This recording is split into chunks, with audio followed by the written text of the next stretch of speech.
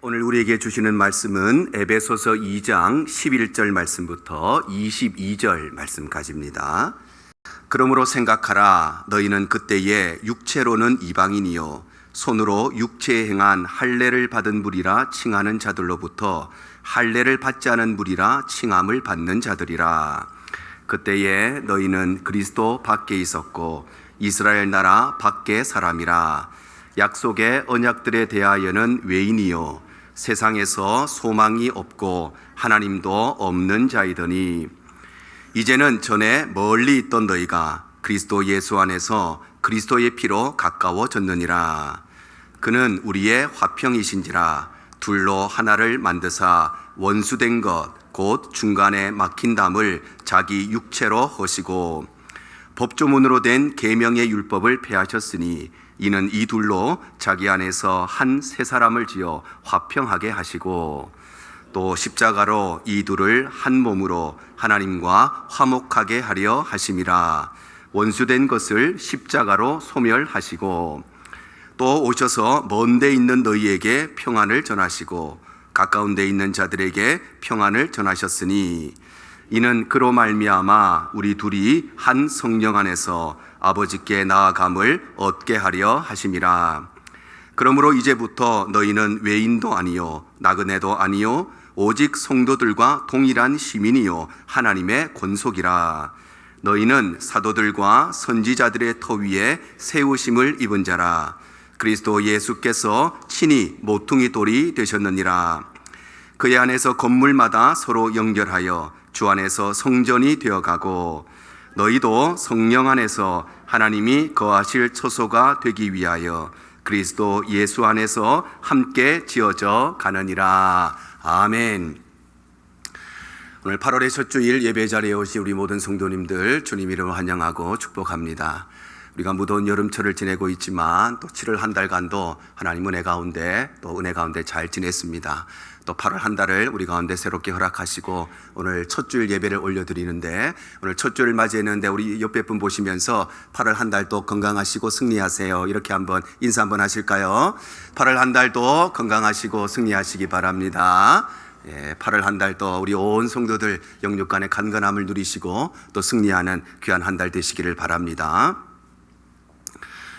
우리가 잘 알고 있는 이야기 중에 로빈슨 크루소의 이야기가 있죠.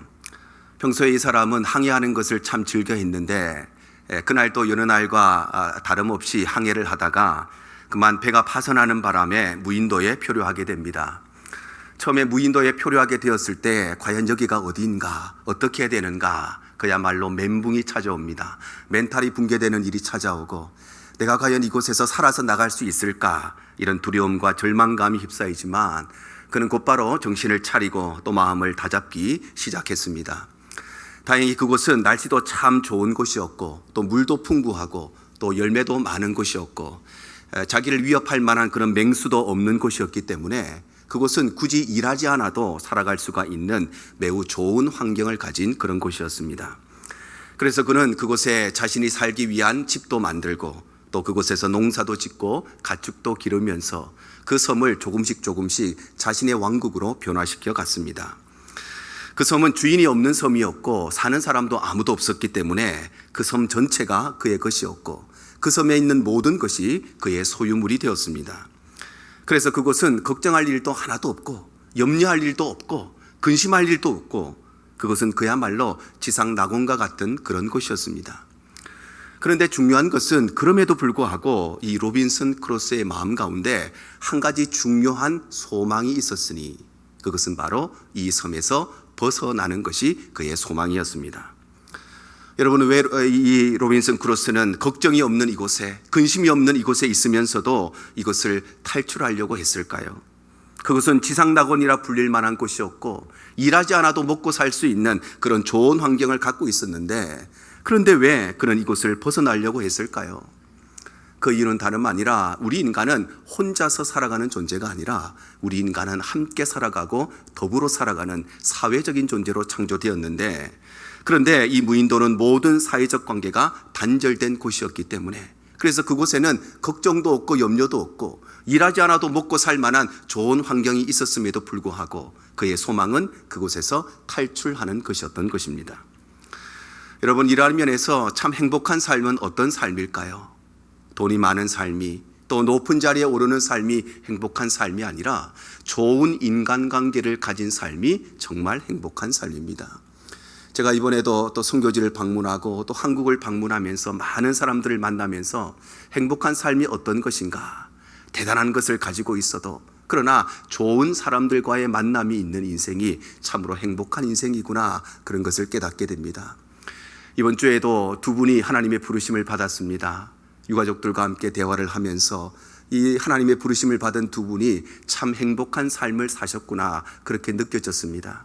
이 두 분이 이 땅 위에 살아가면서 대단한 인생을 산 것도 아니고 대단한 재물을 누린 것도 아니고 대단히 높은 자리에 오른 것도 아니었지만, 그러나 부모님께도 사랑받고 배우자에게 사랑받고 자식들에게 존경받는 인생을 살고 한평생 교회 안에 살면서 믿음 안에 살면서 함께 기도해주고 함께 염려해주고 함께 격려해주는 좋은 믿음의 친구들과 좋은 관계 속에 살았다는 것만으로도 그들의 인생이 참으로 복되고 행복한 인생이었다고 생각이 듭니다.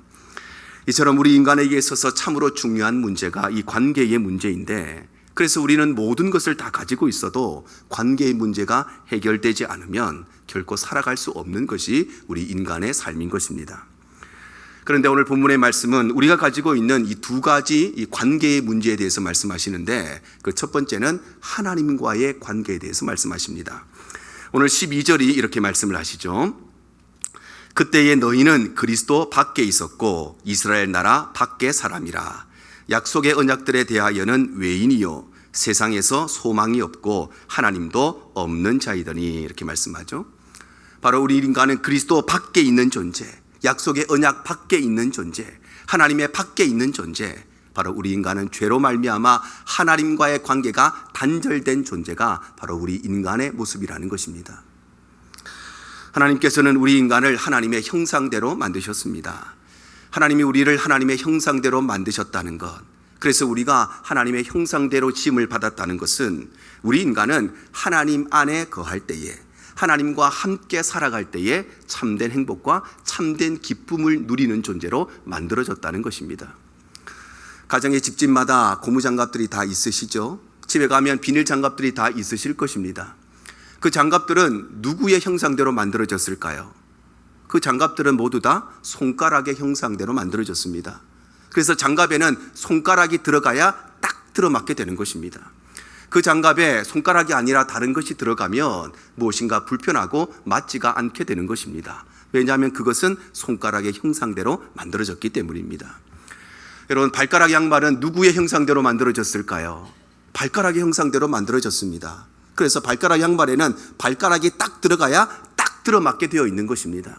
그런데 그 발가락 양막에 만약에 손가락을 넣거나 다른 신체의 기관을 넣으면 그것은 맞지가 않고 불편해지는 것입니다. 이와 동일하게 우리가 하나님의 형상대로 지음을 받았다는 것은 우리 인간은 하나님 안에 들어갈 때에 딱 들어맞는 존재, 우리는 하나님 안에 거할 때에, 하나님과 동행하며 살아갈 때에 참된 기쁨과 참된 행복을 얻는 존재로 만들어졌다는 것입니다. 그런데 그랬던 우리 인간이 사단의 유혹을 받고 하나님 말씀에 불순종하고 선악과를 따먹고 하나님을 떠남으로써 하나님과의 관계가 단절되게 됩니다. 창세기 3장 6절과 8절이 이렇게 기록을 하죠. 여자가 그 나무를 본즉 먹음직도 하고 보암직도 하고 지혜롭게 할 만큼 탐스럽기도 한 나무인지라. 여자가 그 열매를 따먹고 자기와 함께 있는 남편에게도 주매 그도 먹은지라. 그들이 그날 바람이 불 때에 동산에 거하시는 여호와 하나님의 소리를 듣고 아담과 그의 아내가 여호와 하나님의 낯을 피하여 동산 나무 사이에 숨은지라. 바로 우리 인간이 죄를 짓고 하나님을 떠남으로써 우리 인간에게 찾아온 첫 번째 결과가 무엇인가? 우리 인간이 범죄함으로써 우리의 삶에 가장 먼저 생겨난 변화가 무엇인가? 그것은 바로 하나님과의 관계가 단절됨으로써 우리 인간은 하나님의 낯을 피하여 숨어 살게 되었다는 것입니다. 그런가 하면 두 번째는 사람과의 관계에 대해서 이렇게 말씀하십니다. 오늘 11절의 말씀입니다. 그러므로 생각하라. 너희는 그때에 육체로는 이방인이요 손으로 육체에 행한 할례를 받은 무리라 칭하는 자들로부터 할례를 받지 않은 무리라 칭함을 받는 자들이라. 우리 인간이 하나님을 떠나고 죄를 범한 뒤에 첫 번째로 온 결과는 하나님과의 관계가 단절된 것이고, 두 번째로 우리의 삶에 찾아온 결과가 무엇인가? 그것은 바로 나는 유대인인데 너는 이방인이구나. 나는 할례를 받았는데 너는 할례를 받지 않은 사람이구나. 나는 이런 사람인데 너는 그런 사람이구나. 서로를 비난하고 비방하는 사람과의 관계에 문제가 생기기 시작한 것입니다. 최초의 인간이었던 아담과 하와가 죄를 짓고 난 뒤에 하나님의 낯을 피해서 동산나무 사이에 숨게 됩니다. 그때 하나님께서는 그들을 찾아오셔서 너희가 어찌하여 먹지 말라고 명한 그 선악과를 먹었느냐, 그렇게 질문하시죠. 그때 아담이 이렇게 대답을 합니다. 창세기 3장 11절 하반절에서 12절입니다. 내가 내게 먹지 말라 명한 그 나무 열매를 내가 먹었느냐? 아담이 이르되 하나님이 주셔서 나와 함께 있게 하신 여자, 그가 그 나무 열매를 내게 주므로 내가 먹었나이다. 바로 아담은 대답하기를 제가 선악과를 먹기는 먹었는데, 그런데 먹고 싶어서 먹은 것이 아니고 정말 그것을 먹으려고 먹은 것이 아니라 하와가 주길래 저도 모르고 그냥 먹었습니다. 만약에 그것이 선악과인 줄 알았다면 저는 먹지 않았을 것입니다. 그러니까 이것은 제 잘못이 아니고 저 여인의 잘못이기 때문에 오히려 저는 피해자와 같은 사람입니다. 아담은 자신의 책임을 회피하면서 그 모든 책임을 자신의 아내인 하와에게 전가하고 말았던 것입니다. 그런데 여기서 우리가 조금 더 주목해서 보아야 될 말씀이 있습니다. 그것이 바로 12절 하반절의 말씀인데 이렇게 말씀하죠. 하나님이 주셔서 나와 함께 있게 하신 여자, 그가 그 나무 열매를 내게 주므로 내가 먹었나이다. 여러분, 과연 이 말 속에 숨겨져 있는 숨은 의미가 무엇일까요? 그것은 다름 아니라 저는 단 한 번도 하나님께 아내를 달라고 한 적이 없었는데, 제가 만약에 이 동물들을 보니까 다 암컷이 있고 수컷이 있고 서로 사랑하며 살아가고 이 땅의 모든 것들이 그렇게 살아가는데 나 혼자만 살아가니까 외로워서 그래서 하나님께 아내를 달라고 했다면 그것은 내 책임인데, 그런데 저는 단 한 번도 하나님께 아내를 달라고 한 적이 없고 마누라 달라고 한 적이 없는데, 그런데 하나님께서 저와 아무런 상의하지 않으시고 일방적으로 나에게 주신 저 여자 때문에 결국에는 선악과를 먹게 되었다는 것입니다. 그러니 만약에 반대로 이야기하면 하나님이 저에게 저 여자를 주시지 않았더라면 이런 일도 없었을 것인데, 괜히 달라고 하지도 않았는데 하나님이 괜히 저 여자를 주셔서 결국에는 이 사단이 벌어지게 되었다는 것입니다. 바로 이 말에 숨겨진 의미는 선악과를 따먹은 죄의 원인을 하나님께로 돌리고자 하는 아담의 마음이 이 말의 숨은 의미에 숨겨져 있는 것입니다.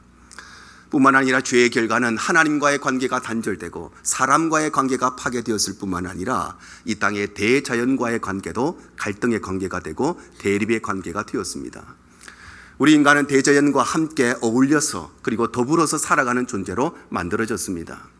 그런데 오늘날 대자연이 어떠합니까? 우리가 원래도 얼마나 무더운 여름을 지나고 있습니까? 왜 이렇게 되었을까요? 우리 인간과 대자연이 갈등하고 대립하게 되었기 때문입니다. 한국이 얼마나 무더운지, 그런데 그보다 더 어려운 소식은 원래 우리가 겪는 이 무더위가 앞으로 겪을 무더위 중에서는 그래도 가장 시원한 여름이라는 소식입니다. 그러니 앞으로는 날씨가 더더욱 더워지게 될 것이라는 것이죠.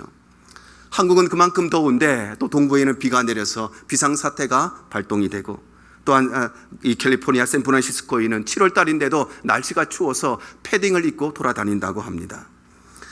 이러한 모든 것들이 바로 이 사람과 또 자연과의 대립의 관계 가운데 일어나는 일들인 것입니다. 이처럼 우리 인간의 죄악은 세 가지의 결과를 우리에게 찾아옵니다. 첫 번째는 하나님과의 관계가 단절되고, 두 번째는 사람과의 관계가 파괴되고, 그리고 대자연과의 관계도 대립의 관계가 되고 갈등의 관계가 되고 말았던 것입니다. 그런데 오늘 본문의 말씀은 예수 그리스도께서 십자가를 통해서 이 문제를 해결하셨다고 말씀하십니다. 그래서 예수님께서는 십자가를 통해서 가장 먼저는 단절되었던 하나님과의 관계를 다시금 화목하게 하십니다. 오늘 14절에서 16절의 말씀입니다. 그는 우리의 화평이신지라 둘로 하나를 만드사 원수된 것 곧 중간에 막힌 담을 자기 육체로 허시고 법조문으로 된 계명의 율법을 폐하셨으니 이는 이 둘로 자기 안에서 한 새 사람을 지어 화평하게 하시고 또 십자가로 이 둘을 한 몸으로 하나님과 화목되게 하려 하심이라. 원수된 것을 십자가로 소멸하셨다. 이렇게 말씀하시죠.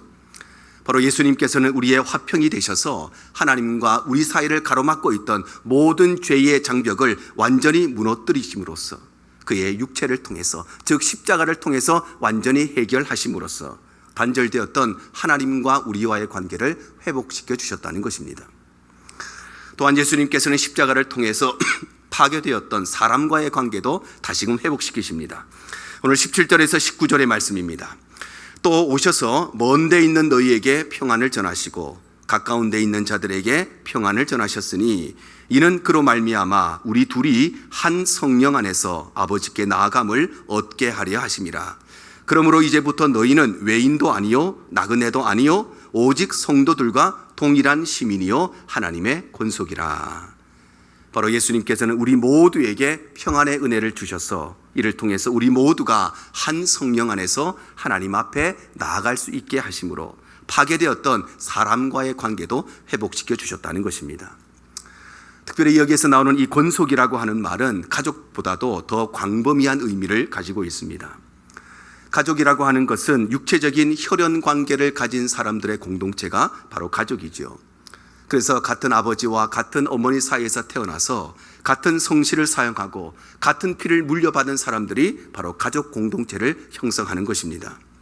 그러나 권속이라고 하는 것은 육체적인 혈연 관계가 아니라 영적인 혈연 관계를 가진 사람들의 공동체, 그래서 하나님을 아버지로 모시는 사람들의 공동체가 바로 권속의 의미인 것입니다.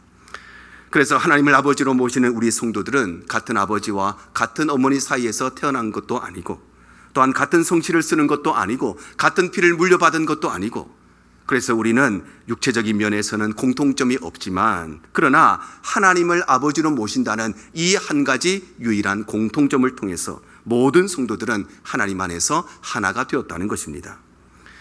이처럼 예수님께서는 십자가를 통해서 먼저는 단절되었던 하나님과의 관계를 화목하게 하시고 또한 십자가를 통해서 파괴되었던 사람과의 관계도 다시금 회복하게 하셨다는 것입니다. 그러면 중요한 것은 예수 그리스도의 십자가를 통하여 하나님의 자녀가 되고 이 십자가를 통해서 하나님 안에서 한 권속이 된 우리 성도들은 어떻게 살아가야 하는 것인가? 오늘 성경이 우리에게 두 가지를 권면하십니다.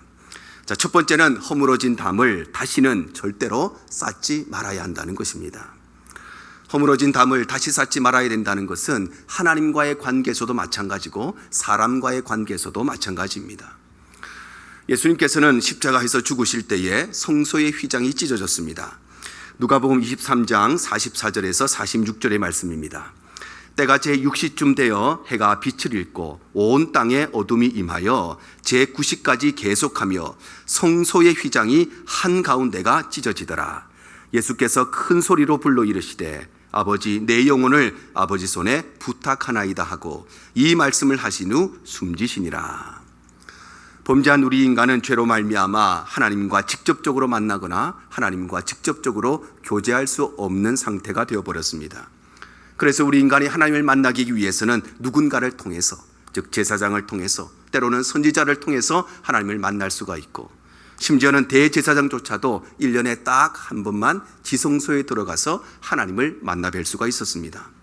그런데 예수님께서 십자가에서 죽으실 때에 성소의 휘장이 찢어졌다는 것은 하나님과 우리 사이를 가로막고 있던 모든 죄의 장벽이 완전히 무너졌다는 것이고, 그래서 우리 인간은 이 십자가를 통해서 누구든지 언제든지 하나님 앞에 나아갈 수 있고 하나님을 만날 수가 있고 하나님과 교제할 수 있게 되었다는 것입니다. 이것이 바로 복음이고 이것이 바로 은혜인 것입니다. 뿐만 아니라 담을 쌓지 말아야 된다는 것은 사람과의 관계에서도 마찬가지입니다. 오늘 17절과 18절의 말씀입니다. 또 오셔서 먼 데 있는 너희에게 평안을 전하시고 가까운 데 있는 자들에게 평안을 전하셨으니 이는 그로 말미암아 우리 둘이 한 성령 안에서 아버지께 나아감을 얻게 하려 하심이라. 바로 우리 성도들은 하나님을 아버지로 모시는 한 권속이 되었지만 그렇다고 해서 우리가 육체적인 혈연 관계를 가지거나 우리 모두가 인간적인 공통분모를 가지는 것은 아니죠. 그래서 교회 안에는 참으로 다양한 사람들이 존재합니다. 그래서 우리는 고향도 다 다르고 성씨도 다 다르고 성격도 다 다르고 그리고 스타일과 또 생각도 다르고 소득 수준과 또 교육 수준도 모든 것이 다릅니다. 어떤 사람은 조용히 기도하는 것을 좋아하고 또 어떤 사람은 하나님 앞에 힘있게 소리내어 통성으로 기도하는 것을 좋아하고 어떤 사람은 조용히 찬양하는 것을 좋아하고 또 어떤 사람은 박수치고 크게 찬양하는 것을 좋아합니다. 그런데 중요한 것은 이렇게 서로 다른 것이 서로 간에 담이 되어서는 안 된다는 것입니다. 세상에 나가면 고향이 같은 사람들끼리 지역의 담을 쌓는 일이 얼마나 많이 있습니까? 그래서 충청도 출신은 충청도 사람들끼리, 전라도 출신은 전라도 사람들끼리, 경상도 사람은 경상도 사람들끼리 서로 뭉치고 담을 쌓는 경우가 얼마나 많이 있습니까? 그런데 더 큰 문제는 교회 안에도 이런 담들이 존재한다는 것입니다. 세상에 나가면 세대 간의 갈등과 계층 간의 많은 담들이 존재합니다.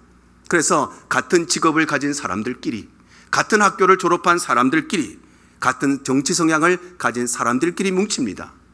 그런데 더 큰 문제는 교회 안에도 이런 담들이 존재한다는 것입니다. 사랑하는 성도 여러분, 성경은 오늘 우리에게 예수 그리스도께서 십자가를 통하여 하나님과 우리 사이에 있던 모든 담들을 허물어뜨리시고 사람과 사람 관계에 있었던 모든 담들을 허물어뜨리셨기 때문에 우리는 절대 다시 그 담을 쌓지 않아야 된다고 우리에게 권면을 하십니다.